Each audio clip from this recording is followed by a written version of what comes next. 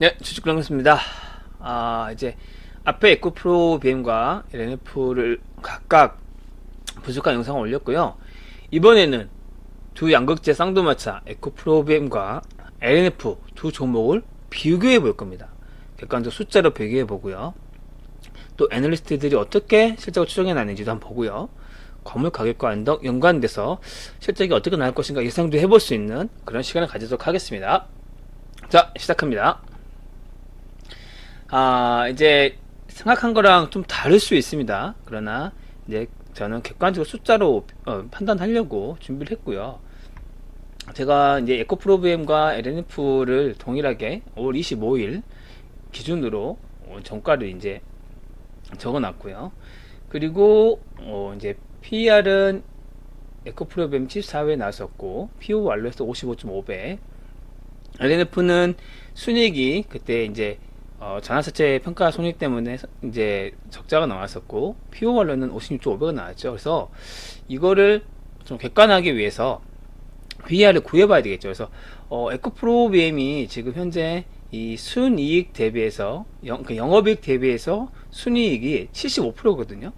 그래서 이 정도 손익 기준 잡고 LNF의 순이익을 구했더니 이 가격이 나옵니다. 그래서 이 기준으로 했을 때 12개월 포워드 기준 PER이 75.3배가 나옵니다.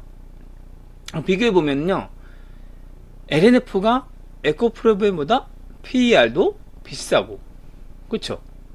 그리고 이제 순이익 말고 영업이익 기준으로 했을 때 OPS 기준으로 POR로 봤을 경우에는 어떻게 되는가? 에코프로비엠이 55.5가 나오고 LNF도 56.5가 나와서 오히려 에코프로비엠이 더 저렴한 결과가 나옵니다. 우리가 일반적으로 알고 있고 애널리스트들이 계속 얘기하기는 LNF가 가격적인 멜트가 있습니다, LNF가 저렴합니다 라는 계속 얘기를 듣고 살았는데, 막상 밸류에이션을 비교해 보면요, 현재 주가 기준으로 에코프로비엠이 더 저평가예요. 오히려 더 싸요. 이게 되게 충격적이지 않으세요? 다 알고 계시는지 모르겠지만 계산해보면 지금 오히려 에코프로비엠이 더 싸다는 거죠. 실적 기준으로, 주가 기준으로. 대신에 뭐가 있냐면 이 1분기 기준으로 이제 에코프로비엠의 매출이 2조 110억이었거든요. LNF는 1조 3630억이 나왔습니다. 즉 에코프로비엠이 LNF보다 매출이 1.48배, 약 1.5배가 더 많았어요. 대신에 종가 기준으로 5월 25일 종가 기준으로 에코프로비의 시총이 23조 8146억, LNF는 9조 1306억.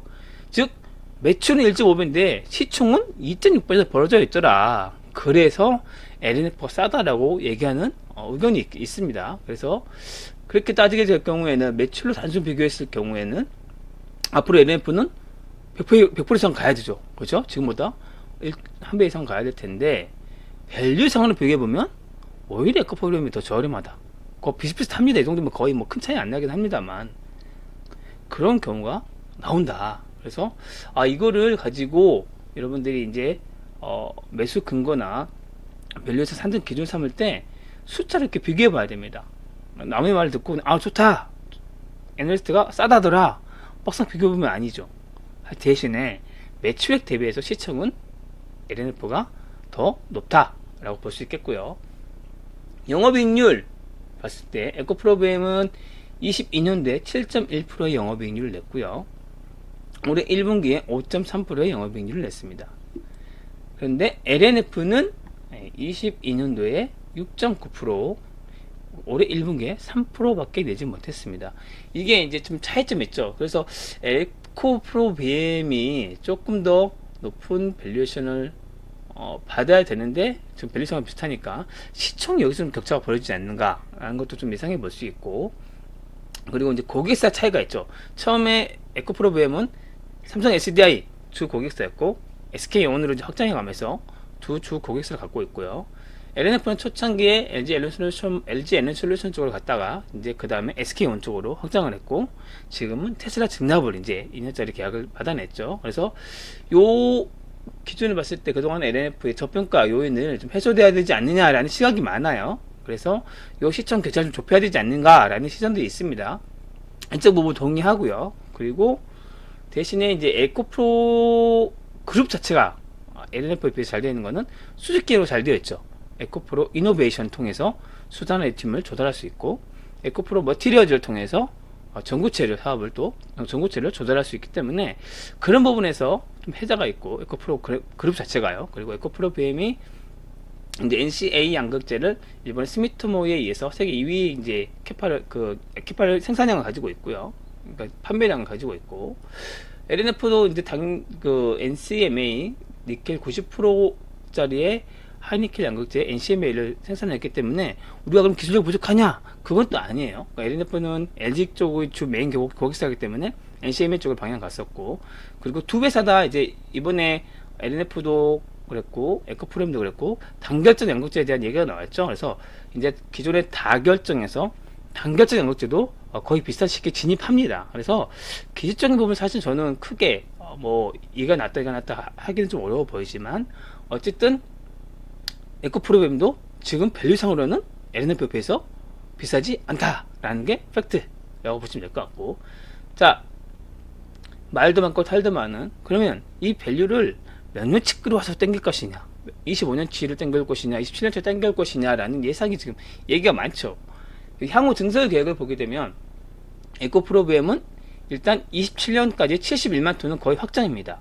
제가 이제 NH 주민우 애널리스트 자료 가져왔지만, 주민우 애널리스트 뿐만 아니고 2000년을 커버하는 대부분 애널리스트들은 다 에코프로비엠이 27년 71만 톤 확정이에요.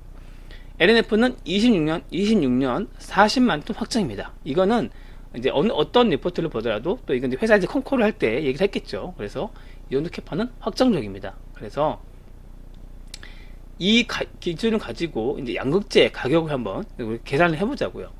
자, 22년 기준으로 양극재 가격이 1톤에 얼마였을까 보게 되면, 이 에코프로비엠이 현재 이제 22년 기준으로 캐파가 14만 4천 톤이었습니다. LNF는 13만 톤이었어요. 그러니까 22년 기준으로, 그러니까 올해까지는 크게 차이가 안 나죠. 올해 이제 굳이 이 공장에 들어가야 되니까 캐파는 뭐 크게 차이가 안 나지만, 매출액은 지금 에코프로비엠이 약 한 50% 이상 더 많죠. 에코프로비엠이 더 높고, 단가도 보면 톤당 단가가 3,720만 원이에요. 그런데 LNF는 2,990만 원이어서 이런 부분 때문에 기관들은 에코프로비엠을 선호하지 않는가라는 생각을 하게 되고, 근데 또 단계가 너무 이제 급등하는 바람에 지금 뭐 리듀스 홀드 의견이 나오긴 있습니다만, 어쨌든 단가 차이는 좀 벌어지게 됐고, 자, 이제 주민우 애널리스트 기준으로 25년도에 캐파를 49만 톤, 27년도에 71만 톤까지 확장할 것이다 라는 게 이제 앞으로 증설 계획이 나와 있고요. LNF는 40만 톤까지는 확정이에요, 25년도. 그런데 주민 애널리스트는 26년도에 이제 43만 톤 정도까지는 확장하지 않겠는가라고 이제 제시를 해놨어요. 그래서 3만 톤 정도 더 늘어나지 않을까라는 예상을 해놨고, 이제 둘 다 27년 기준을 맞춰놓은 겁니다. 이건 26년도에 이제 확장된다고 하더라도 27년도에는 이 캐파를 가지고 매출 나올 테니까. 그래서 이 단가를 가지고 제가 25년도 매출 얼마나 나올 것인가, 그리고 27년도 매출 얼마나 나올 것인가 계산해 놓은 겁니다. 즉 22년도 단가를 가지고 계산했을 경우에는 25년도에 한 18조, 27년도에 26조까지 나오는 거죠. 에코프로비엠은 대단하죠. 자, LNF도 25년도에 11조, 27년도에 한 12조가 나와요. 그러니까 27년 되면 에코프로비엠하고 LNF하고 매출 차이가 거의 2배 나버리죠. 2배 이상 나버리죠. 지금 기준을 보게 되면 굉장히 차이가 많이 나버리죠. 그런데 이 양극재 기준을 22년 기준을 그래서 적용할 것인가 하는 생각을 해봐야죠. 왜냐하면 이 리튬 가격이 지금 20만 유안부터 22년도에 수요가 폭증하면서 60만 유안까지 올라왔단 말이죠. 60만 유안이 현재 환율로 계산해 보게 되면 1억 1200만 원 정도 됩니다. 지금 1위안당 187원 정도 하니까요. 그러다가 작년 4월 달에 이제 20만 유안까지 빠졌죠. 톤당 3,740원까지 급락했습니다. 그래서 이제 이 올해 이제 급락하면서 2차전지 조정들이 많이 나왔죠. 왜냐면 지금 2차전지 양극재, 대표적으로 양극재뿐만 아니고 소재 회사들이 이 광물과 연관돼서 지금 이제 평가가 조정이 되죠. 리튬 가격이 이렇게 하락됐으니까 당연히 CR 압박도 받을 것이고, 또 판가 자체가 줄어드니까 이 매출의 외형도 줄어들 것이다, 매출 볼륨이 줄어드니까 이익률도 줄어들 것이다 라고 해서 많이 조정을 받았는데, 최근에 다행히 리튬 가격이 올라오면서 반등하면서 2차전지도 이제 바닥에서 좀 벗어나는 모습을 좀 보이고 있습니다. 자, 그러면 25년도하고 27년도에 과연 이 리튬 가격 그리고 뭐 니켈 가격, 이 광물 가격을 얼마로 이제 산정할 것인가, 이게 제일 중요하거든요. 이게 제일 어렵고, 왜냐면 수요를 정확하게 예측하기 어렵기 때문에 대충 2030년 기준으로 뭐 EV 침투율이 이제 전 세계 기준으로는 뭐 30% 40%될 것이다. 북미 기준은 2030년 기준으로 최소한 50%, 미국 EPA는 60% 정도를 지금 미국 EPA의 평균 기준을 맞추려고 하면 북미는 EV 침투율이 60%까지 올라가야 되거든요. 그렇게 될 경우에는 지금 우리가 현재 리튬 이온을 쓰고 있는 2차전지 기준에서 리튬은 계속 수요가 폭증할 수 있다. 다만 중국은 단기간에 급상승하면서 이제 리튬 수요의 고점 꺾였다. 그러나 또 유럽이 있죠. 그리고 동남아시아는 시작도 안 했단 말이에요. 그런 점에서 보게 되면 리튬 가격을 산정하는 게 굉장히 어려울 거고, 이런 부분에서는 애널리스트도 좀 견해 차이가 있고 다 어려움이 있겠죠. 자, 그러나 어찌됐든 22년도에 리튬 가격이 이례적으로 높았던 걸 생각하게 되면 우리가 25년, 27년도를 이 25년도 판가를 기준으로 외출을 좀 예상해 보기는 조금 부담스럽다. 그래서 저는 이제 25년, 27년도 리튬 가격을 톤당 50만원 위안, 50만 위안이니까 한 9,350만 정도 되거든요. 요걸 한번 계산해 보자는 거죠. 요 맥시멈 이제 가격까지는 아니더라도 그래도 수요가 계속 있으니까 25년도, 27년도에는 50만 위안 정도 유지되지 않겠는가라는 생각을 해보는 거죠. 그래서 이 기준으로 보게 되면 이제 50만 위안이 60만 위안의 83%니까요. 그래서 양극재 요 톤당 가격의 80% 잡고 계산해 본 겁니다. 83% 잡고 계산해 봤더니 에코프레임 같은 경우에는 이 리튬 가격이 50만 위안일 경우에 한 15조, 27년도에 21조 정도 나옵니다. LNF 25년 기준으로 9조 9천억, 그리고 27년도에는 10조 정도 매출이 납니다. 그러니까 이 캐파 차이가 나중에는 거의 배 차이가 나죠. 매출 자체가. 그렇죠. 리튬 가격이 크면 클수록 요 매출 차이는 2배 이상으로 벌어지게 됩니다. 그래서 이제 매출 볼륨이 굉장히 중요한 거고, 그래서 애널리스트들은 이 광물 가격을 굉장히 좀 예민하게 보고 있다. 자, 그러면 애널리스트들이 추정해 놓은 실적 추천치를 우리가 보자고요. 그걸 보고 비교를 해보면 정확해지니까. 자, 이 NH 주민의 애널리스트는 에코프로비움을 지금 커버하고 있는데 LNF 자료가 좀 없어서 일단 KB 이창민 애널리스트 자료를 가지고 왔고, 나머지 두 애널리스트는 똑같습니다. 그래야 좀 이제 어느 정도 좀 밸류 산정하는데 좀 차이점을 줄일 수 있어서 그렇게 제가 준비를 했고요. NH 주민의 애널리스트는 2차전지 가장 좋게 긍정적으로 보는 애널리스트입니다. 그래서 25년도에 이 에코프로비움 예상 매출을 17조 7,840억을 예상했어요. 그러면 제가 지금 톤당 리튬 가격 50만 위안 잡고 계산했죠. 그런데 주민 애널리스트의 예상 매출액이 더 많습니다. 27년도 기준도 봐도 주민 애널리스트는 매출이 더 높게 나온다고 보고 있어요. 그러니까 이분들은 리튬 가격을 지금보다 톤당 50만 위안 이상으로 벌 수 있구나 라는 것을 예측해 볼 수 있어요. 그러니까 애널리스트들도 리튬 가격 산정에 대한 어려움이 있겠지만 어쨌든 50만 위안은 갈 것이다 라는 것을 좀 깔고 간다고 보여지고요. 이렇게 될 경우에는 이 양극재 판가가 에코프로비움은 25년도에 톤당 3,600만이 넘어가게 됩니다. 그러니까 지금 22년도에 톤당 판가가 3,700만원이죠. 3,720만원 정도 됐는데 크게 빠지지 않을 거다. 양극재 판가는 22년에 비해서 라는 걸 주민 애널리스트는 그렇게 예측을 하는 거고요. 하이투데이 정원석 애널리스트는 이제 기술적으로 좀 많이 파고든 애널리스트인데, 이분은 요즘에 좀 2차전지 톤을 많이 다운시켜 놓으신 분이에요. 그래서 25년도에 에코프로비움 매출을 16조 9천억, 그리고 27년도에 24조 5천억 정도 하지 않겠는가 이렇게 잡아놨어요. 그러함에도 이분도 이제 OPM 7% 정도 잡아놨고요. 이분의 추정대로라면 25년도에 에코프로비움 양극재는 톤당 3,454만원 나옵니다. 그리고 이제 이한나 애널리스트가 에코프로비움 굉장히 수년 동안 밀다가 이제 중국 LFP에 계속 점유율이 높아지는 걸 우려하는지 25년도 매출이 13조 6,900억 정도, 27년도에는 1,984억 정도만 예상해놨어요. 그러니까 두 애널리스트보다 실적 추정치가 에코프로비움이 굉장히 많이 줄어들었죠.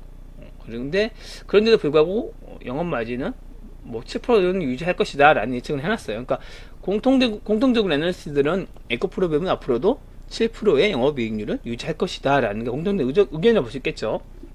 자, 이 애널리스트의 양극재 평가를 계산해보면 25년도에 2793만 원까지 빠져요. 그러니까 굉장히 많이 하락한다는 거죠. 그러니까 이 부분에 대해서 이제 조금 견해차가 있을 수 있죠. 과연 이 하나 애널리스트는 이 양극재 평가를 이렇게 낮춰놓은 이유가 있을까? 그 부분에 대해서는 저도 이제 의문이고요. LNF를 볼게요. LNF도 아까 이제 이 기준을 봤었고, 이창민 애널리스트 같은 경우에는 25년도에 LNF 매출을 16조를 예상해놨어요. 그러니까 가장 높습니다. 지금 이 세 애널리스트 중에서 이창민 애널리스트는 LNF의 25년도 예상 매출을 16조 3,700억을 예상해놨어요. 그리고 영업이익률도 6%로 잡아놨어요. 그래서 25년 기준으로 이 기준을 보게 되면 LNF의 양극재 평가는 톤당 4,094만 원이 나올 것이다. 굉장하죠. 지금 22년도에 일품 가격이 톤당 1억이 넘어갔을 때 에코프비가 톤당 3,700이었고 LNF는 2,990만 원이었거든요. 근데 지금 4천만 원 넘게 양극재 평가를 잡아놨어요. 약간 좀 너무 이 다른 분들과 견해가 좀 차이가 나서 진짜일까? 뭐 진짜면 LNF 대박 나는 거죠. 대박 나는 건데 어쨌든 이 부분 이렇게 잡아놨고, 하이투데이 정원석 애널리스트 분은 이제 LNF가 25년도에 12조 그리고 27년도에 13조는 나올 것이다. 왜냐면 이제 캐파가 25년도에 비해서 3만 톤 정도밖에 제가 증설하지 않을 거라고 잡아놨죠. 그러니까 이거는 이제 나중에 바꿀 수 있죠. LNF가 우리 증설해야 되겠어, 50만 톤까지 늘릴래 라고 하게 되면 당연히 요 매출 늘어나는 거죠. 근데 현재 기준으로 봤을 경우에는 이렇게 될 거고, 하이투자 정원석 애널리스트의 LNF의 양극재 평가는 톤당 3,040만 정도 될 거다. 25년도에 이렇게 잡아놓은 겁니다. 지금 이분들 계산 추정치에는 이하나 애널리스트가 LNF를 굉장히 좋게 보는 것 같아요. 자, 25년도에 14조 매출 나올 거고, 27년도에 43만 톤 캐파로 한 15조 6,500억 정도 나올 건데, 영업이익률을 6% 잡고, 양극재 평가가 그러면요, 25년도에 LNF가 3,641만 원이 나옵니다. 그런데 에코프로비움은 2,794만, 2,800만도 안 되게 잡아놓고, LNF는 톤당 평가를 3,241만 원 잡아놨어요. 이 이유를 잘 모르겠어요. 이 이유를 잘 모르겠습니다. 왜냐면 다른 애널리스트는 보통 이제 평가 차이가 이렇게 급격하게 에코프로비움 다운시키지 않았거든요. 주민 애널리스트 같은 경우는 오히려 높여놨고, 하이투자 정원석 애널리스트도 뭐 비슷하게 할 것이다 라고 예상을 했는데, 유독 에코프로비움에서 박하게 이 평가를 떨어뜨려 놨고, LNF에 비해서는 지금 평가를 20% 이상, 현재 22년도 기준보다 20% 이상을 더 올려놨거든요. 그래서 아마 이 애널리스트는 LNF의 성장성을 좋게 보든지, 아니면 테슬라 직납, OEM 직납을 통해서 수익성이 더 좋을 것이다, 양극재 평가를 더 잘 받을 수 있을 것이다 라고 예측을 하는 것 같아요. 그랬으니까 이렇게 높게 높여놨겠죠. 그래서 이분들도 결국 나중에 다 틀릴 겁니다. 저도 틀릴 거고요. 그러나 이제 여러분들이 이렇게 계산 한번 해보게 되면, 이 애널리스트 분들이 지금 판가를 얼마 가지고 계산하고 있고, 캐파를 얼마 예상하고 계산하고서 1억 실적이 나오는구나를 역산해 볼 수 있는 거죠. 그래서 양극재 회사들, 제가 이제 이 두 밸류에이션 해보고 PEG로도 알려드리고 했을 경우에, 앞으로 2년 보고는 제가 양극재 회사들 지금 PEG 개념으로는 접근이 가능하다, 충분히 접근 매수할 수 있는 이제 부분이다 라고 말씀을 드렸고, 단순 PER로 보게 되면 당연히 지금은 굉장히 비싼 구간에 들어서 있는 게 맞습니다. 하지만 조금 길게 보실 분들 괜찮다 말씀드렸고, 에코프로비움이 좋느냐 LNF가 좋느냐, 근데 저는 객관적으로 봤을 경우에 지금 PER 이 밸류에이션 상으로는 에코프로비움이 더 좋아 보여요. 단 LNF는 테슬라, LG 에너지 솔루션 통해서 테슬라의 NCM의 양극재를 공급하고 있고, 또 테슬라 직납을 2년짜리 끊었는데, 향후 테슬라 내재화 비율이 높아질 경우에는 가장 큰 수혜를 LNF가 받을 수 있긴 하겠죠. 그래서 이제 실적이 좀 좋아질 가능성이 있습니다. 그래서 그건 이제 좀 지나봐야지 알죠. 왜냐면 테슬라 내재화를 계속 하려고 하고, 테슬라가 리튬도 지금 가공해서 자동 사업 직접 하려고 하고 있긴 하죠. 그러니까 수직 계열화도 지금 테슬라도 좀 하려고 하긴 하는데, 그에 따른 수혜를 LNF가 얼마나 있게 될 것인가, 그 부분에 대해서는 이제 향후 추이를 좀 지켜봐야 되겠죠. 그래서 이 부분은 지금 기준으로 봤을 때 저는 에코프로그램이 더 좋아 보입니다. 하지만 이제 매출 차이가 워낙에 지금 많이 나고, 매출액 대비해서 시중 차이가 에코프로그램과 LNF가 워낙 많이 나기 때문에 그런 부분의 갭을 감안했을 때는 LNF도 지금 괜찮아 보인다. 이렇게 결론을 낼 수 있겠습니다. 네, 오늘 제가 이거 좀 허리가 아픔에도 불구하고 열심히 자료 준비해서 이렇게 좀 정리를 해드렸는데, 비교를 해드렸는데, 어떻게 좀 괜찮으신지 모르겠어요. 제가 좀 시간이 되면 이제 포스코 케미칼 예전에 제가 해놓은 건데 포스코 퓨처엠 바꿔야 되죠. 포스코 퓨처엠도 한번 좀 같이 좀 비교를 해볼 수 있도록 준비를 한번 해보고요. 좀 남들 말만 듣고 좋다더라 하고 사지 말고, 이렇게 객관적 데이터를 비교해보고 사면은 그래도 여러분들이 아직 흔들렸을 때, 시장이 흔들렸을 때, 외부에서 어떤 안 좋은 소리가 들었을 때도 흔들리지 않고 투자할 수 있지 않을까 생각해 봅니다. 네, 오늘 영상 여기서 마치겠습니다. 감사합니다.